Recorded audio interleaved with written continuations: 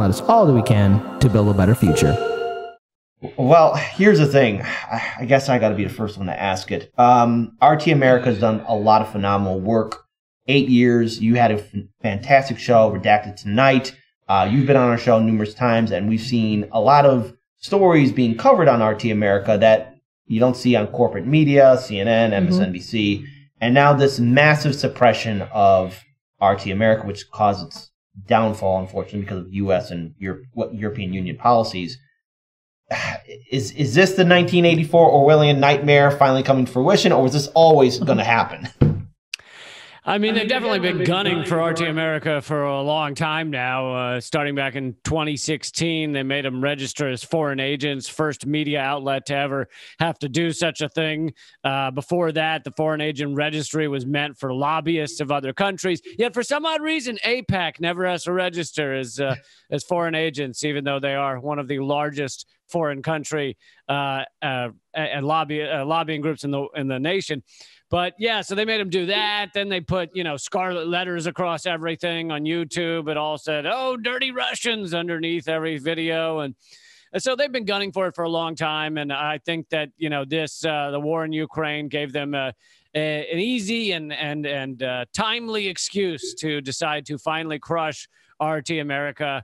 The mainstream media outlets that have covered the closure of RT America have acted like it was, that was their own choice, or they just they were having staffing difficulties. And I think all of that's bullshit. I think they were because it happened so suddenly. RT America had enough money to go for months, if not a year. They had enough staff to operate many shows. So it seems to me, I don't have an inside, conversation on it or anything, but it seems to me it was definitely U.S. sanctions, because it happened overnight, and there were no mumbles of we might be back in a week or a month or anything. It is all completely shuttered.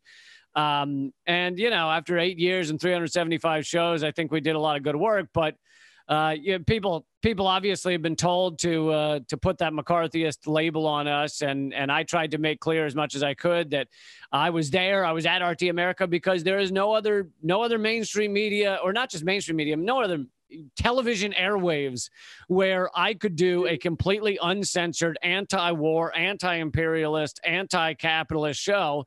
And I wrote all of my own words and was never censored and never told to say anything, never told not to say anything. So it was an immense amount of freedom that you don't see anywhere else. I just want to say, and that's like, a lot of places there, and like we were looking at a lot of places as well to try and expand towards. And every time we talked to someone that was from RT, we always felt that RT gave the most creative freedom to do a show that the way you wanted, more than not counting any other foreign show, but definitely any American network, bar none. And I also heard the same thing about Sputnik as well, and everybody's been going after them. That look, they may have their own positions, but that creators and hosts were allowed to do what they wanted to do. And I always felt that RT was some of the best television that I had seen in a long time. It was fresh, it was interesting perspectives, and certainly people were all over the map. I mean, Chris Hedges, for heaven's sakes. Yeah, no, people like to pretend that RT America had one viewpoint on the world, and that very much wasn't true. There were some left-wing people like me, Chris Hedges, Jesse Ventura, but there were many right-wingers there as well that I probably disagreed on 99% of all issues. But what kind of united us is that we were all outside of the Overton window, outside of the allowable corporate talking points on your mainstream media, and that's why many people were at RT America. So, but right now we're also seeing too censorship, not only I guess with RT America being suppressed because of these policies, but we're seeing on Discord, for example, Convo Couch, their Discord was vanished overnight. We saw ABS Military on Twitter removed. We're seeing the CEO of DuckDuckGo saying, well, I'm going to limit how many search engines will cover any kind of Russian sources because he's afraid of this, misinformation and all of that. We're seeing, again, people who used to work for RT America still labeled Russian state affiliate, still on their personal Twitter profile. And it's this weird scarlet letter, like you said earlier, on how people are just being marginalized, censored, silenced, suppressed. Is is this the beginning of the end of independent media? Is there any way we could truly fight back against this? Because we're all up against the wall, and let's face it, I think you know as well the hypocrisy of YouTube's algorithm, how it goes after independent content creators. I mean, you had me on your show when Heartlands Media first got hit by a suspension and strike by YouTube, and for that we are very grateful for it. Yeah, it's you know, it is a large scale. It's not just RT America, as you're saying. It is a large scale attack on you know, these ideas, freedom of speech, freedom of press, and it's been going on for years. And in my view, this is kind of the arc of the internet. So the internet wasn't fast and in every home until the early 2000s. And then social media platforms weren't really refined for several years after that. So it wasn't until the, you know, later early 2000s that really the information revolution was actually manifesting itself and was actually able to create large scale movements and large scale moments, like seemingly overnight. And that was the time. It was this beautiful kind of perfect window. That was the time when you saw so many things pop off, like the Arab Spring and Occupy and the Bernie Sanders movement and Black Lives Matter. And you saw a lot of these things, Anonymous and WikiLeaks, growing and happening in a large scale way at the same time. And in my view, the ruling elite, the oligarchs of many countries, but obviously the U.S. is first and foremost, saw they were losing control of the narrative. They were losing control of what people knew, the propaganda that people would take in as reality. And they have spent the past, you know, roughly 6 years, maybe more than that, maybe since Occupy, but at least 6 years, finding ways to shrink that, crush that, suppress that. It's a combination of downright deleting pages to algorithms. You know, it's a combination of multiple things. And, you know, the algorithms don't just crush RT America, they crush anybody who like puts the word terrorist in their title or whatever, because they want to talk about how the U.S. creates terrorists or things like that. So it is this large scale suppression, large scale censorship to try and get the viewpoints of average Americans back into an acceptable box, an acceptable little controlled debate. And you still have different sides. You still have your Republicans and your Democrats, but it's all within an acceptable box there. And that's what I always tried to fight against. That's what I always tried to be the opposite of with Redacted Tonight. I tried to go outside of that Overton window, outside of that box of allowable thought as often as I could. And, you know, now I'm trying to build something new on patreon.com/Lee Camp. But as you're saying, all of these platforms, they can shut you down overnight. Patreon could do it too. So it is incredibly difficult to keep creating the alternatives that then get suppressed. Well, you're making an investment. You're making an investment of time and money into something. And, you know, most of us don't have unlimited time and money to do that as well. And, you know, some people are able to do that, but we've seen this happen certainly on YouTube and, you know, but now a platform like RT.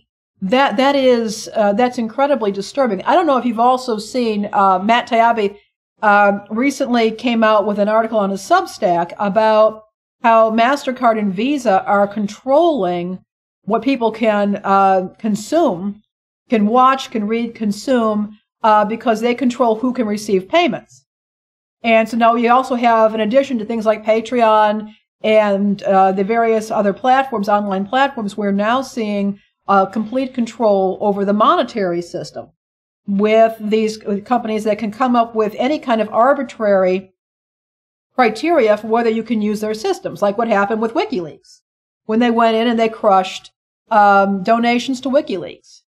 Yeah, absolutely. And to go back even further, the shifting to a credit report that basically, you know, which happened years ago, decades ago, basically said, are you a good consumer? Do you fit in with our banking system in a good way? And that is going to influence whether you can get an apartment, sometimes whether you can get a job or a stay somewhere. Insurance.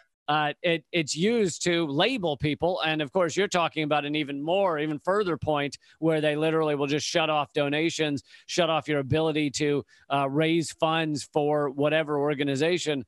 And you know, classic shock doctrine. They use the pandemic to put forward the, you know, more of this because people don't use cash anymore. It's all credit card based, and it's struggling people have an incredibly difficult time getting out of that credit report hole where you've been labeled a bad creditor or whatever, you know.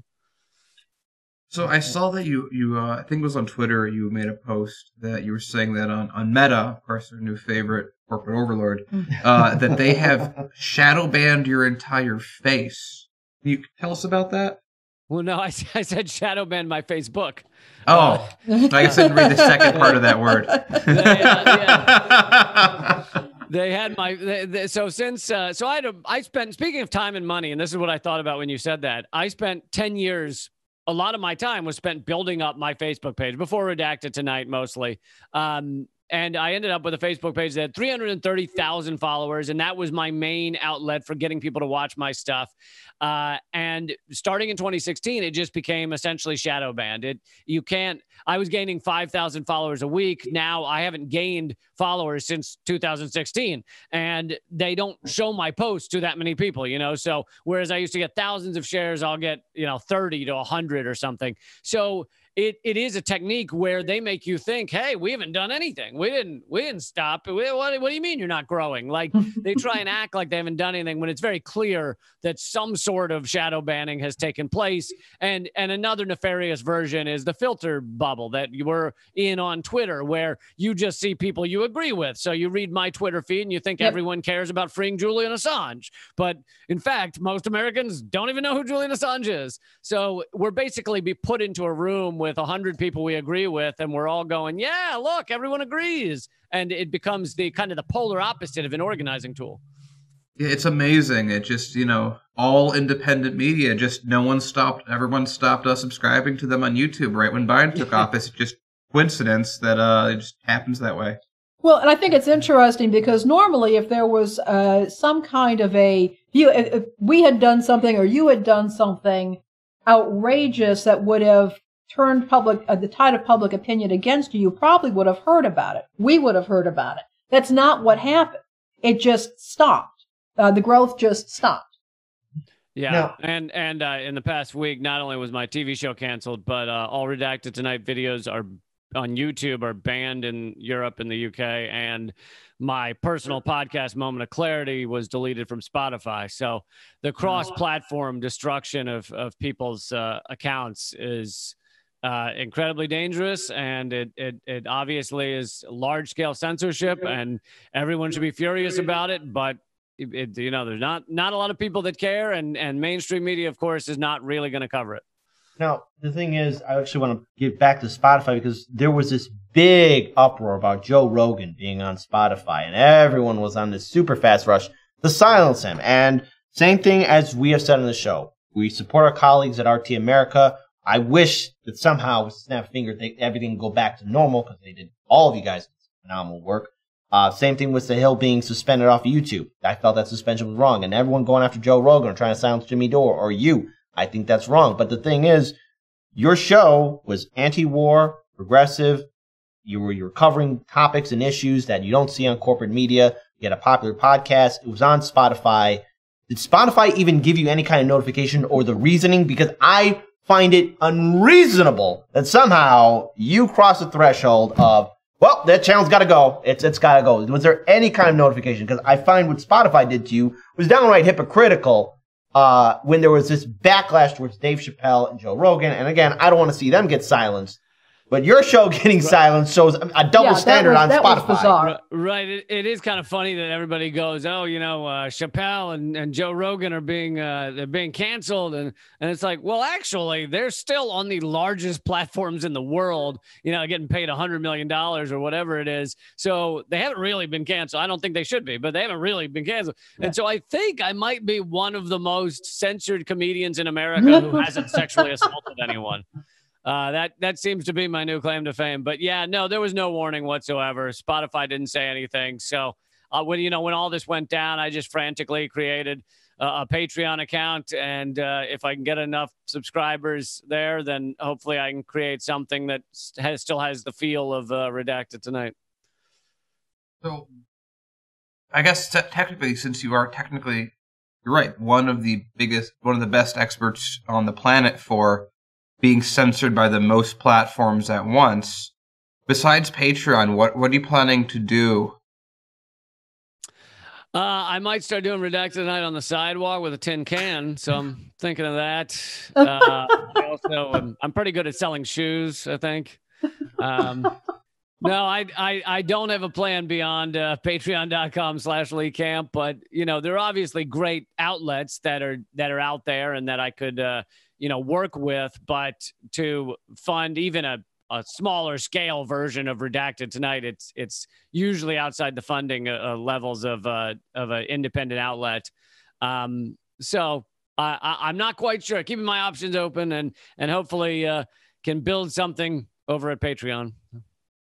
And everyone go check out his Patreon, obviously. Yes, everybody please go check out his Patreon. So all the people that are watching this, look, Lee Camp stood up for us when we got hit hard. And let's face it, there's only a matter of time before YouTube decides to come after Hardlands Media and all of our other colleagues. Again, and the thing is, we need to show solidarity with all of our colleagues in independent media. If we can, let's actually pull up Lee Camp's Patreon page as well. Oh, thanks, guys. He, again, does fantastic work and has covered stories and had numerous guests on his show throughout the time. So, Lee,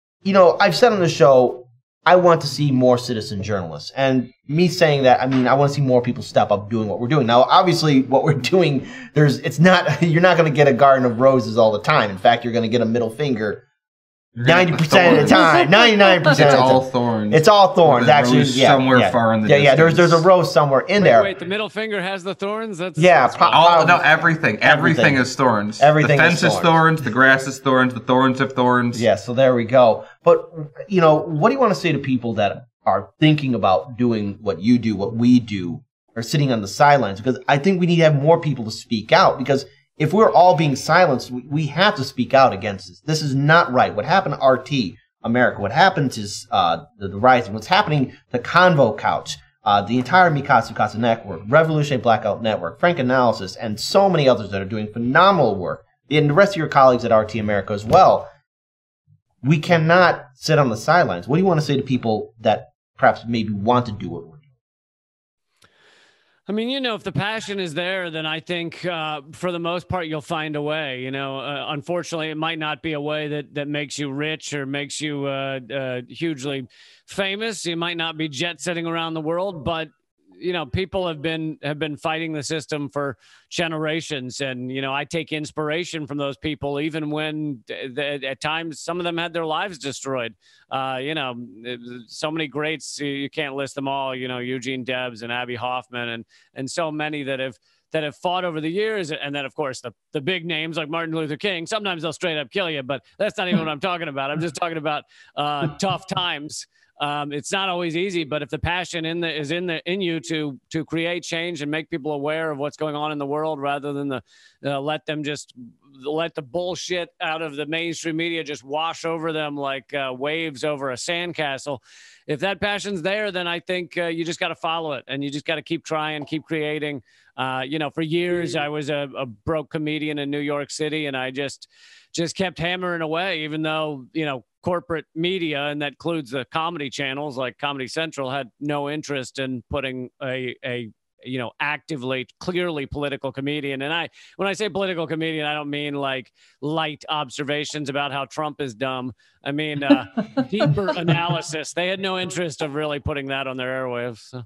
I think it's interesting. We were talking about passion and people finding their passion and doing this sort of thing. And the one thing that people will say is humor disarms people. And I think at a time when people are becoming very bellicose, the power of being able to disarm with comedy is so important right now, because if you can get a person to laugh, they're more open to what you have to say.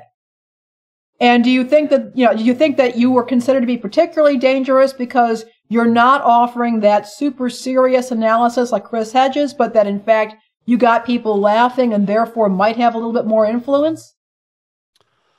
Well, I think we all serve our purpose. We need those great academics like Chris. But I do think that it can be more dangerous to a certain group of people that are not going to sit down and read whole books on a subject, but are willing to give you more of a chance because you're making them laugh while you do it. I've had many people come up to me and go, man, at first I didn't agree with what you were saying, but it was funny. So I thought, screw it, I'll listen.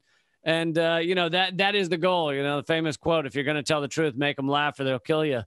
I think that's part of it. And also it keeps me sane, you know, and I was doing another interview and some activists said, you know, what stops you from burning out when you're fighting these battles that many of them seem losing, like they're losing battles forever.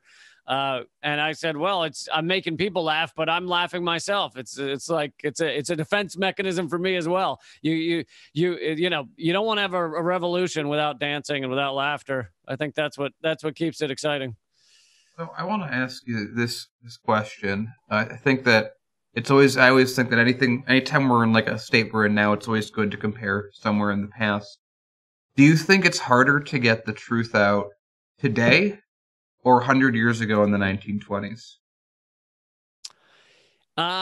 It's a good question. I'd say, so people like to point back to, they're like, well, you know, if only we went back to the 1950s when there were real newsmen like Walter Cronkite and Edward R. Murrow. And it's like, dude, back then there were 3 channels. And if they didn't cover the reality, then you were not getting it on there. So they might have been slightly more real newsmen, slightly less corrupted by corporate influence, but it was as bad or worse in terms of putting forward a propaganda view that you know, there was no way to, if you were someone in New York City and you wanted to tell the truth about, let's say, Vietnam to people in you know, Los Angeles, you had to walk there and hold out a pamphlet. It was incredibly difficult. So I don't do that like that glamorizing or idealizing of past media landscapes. And then the other thing is apparently people take in more information in one day today than they took in their entire lives in like the Old West, just sheer information. So it's tough to say, you know, there are more abilities to get it out there, like your show. There's more of that around, even if it's being suppressed, there is more of that. But on the other hand, people are so overwhelmed with information that it's tough to stand out. It's tough for them not to just fly past it on a scroll bar. And so in a way, it's a double-edged sword. Yeah, I think that, and then this goes back to your question, Kid, about like people getting into this, like, it's really hard, but I think it's always been really hard to get the truth out. I think it's just a different trade-off right now. It's like you said, it's like, sure, like anyone could make a show and do this and really make a career out of it, but now you have the competition of 500 shows versus having to get up that corporate ladder to be the host on one show of the 3. We're still not at a point yet where regular people can really, and like you said earlier, it's like we were at a point where there was this window where movements could happen, things could happen. What do you think is past this moment? How does this calm down, and does it open up, or is it going to continue closing? Well, I can't say I have the answer, but I do think we have to build up the alternatives to what we have right now. And some of those alternatives are bubbling up. You know, Panquake should be unveiled in not too long. The Rockfin, Minds. There are some outlets that are freer and less censorship and open source for some of them and blockchain for some of them. And so we do have to build up those alternatives, but I also think you got to continue to use the tools that have been given to you. So, you know, if you have a big Twitter following and you're able to still get some messages out, I don't tell people to delete their account. I just think you've got to build the alternatives because that day will come when they shut those off. Exactly. And I think now more than ever, we need to have free speech. We need to have independent media. We must have more content creators. So I think as we are wrapping this interview up, and we are very grateful to have you on our show, for our viewers and subscribers, where can they go to help you out with your work? Where can they go on social media? I'm going to guess Patreon. Yeah, I know Patreon for sure. Definitely, because we did mention that earlier. But where else? Because at this point in time, you helped us. What do you have left? Yeah. What do you work? What do I have left? Yeah.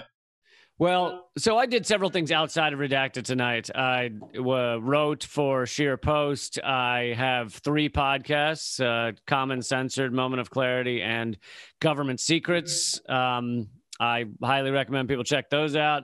And I do a video series called Moment of Clarity that's still on YouTube, heavily suppressed, but still there. And people can find all this stuff at leecamp.com and then patreon.com/leecamp.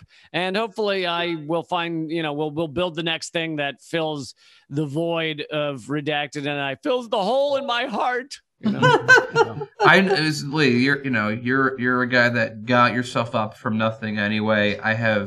I'm confident that we're going to talk again in a year or two. And you're going to be regaling us with, hey, look at this cool new thing I'm doing on this cool new site, or maybe you're back on YouTube, maybe you're jumping with someone else. Thanks, I know you're gonna get back. And thank you. Well, you too. You're great job. And the thing is, you did stand in solidarity with us when we got hit, and you stand in solidarity. We will stand in solidarity with you. And more importantly, if you're ever in the Chicagoland area and want to visit our studio, with that door is open, we'd be more than happy to have you. We technically have a stage, so you can do comedy. Nice. Technically, yes, that is true. So there we go. So if you're ever here in the city, just let us know. We'll even give you some good Chicago-style pizza, not that New York style. And hopefully in a year or two, all of us will have more subscribers than we do today. There you go. Absolutely. That's the goal. All right, thank you so much. All right, thank you so much, Lee Camp. We really appreciate you coming on the show. Absolutely.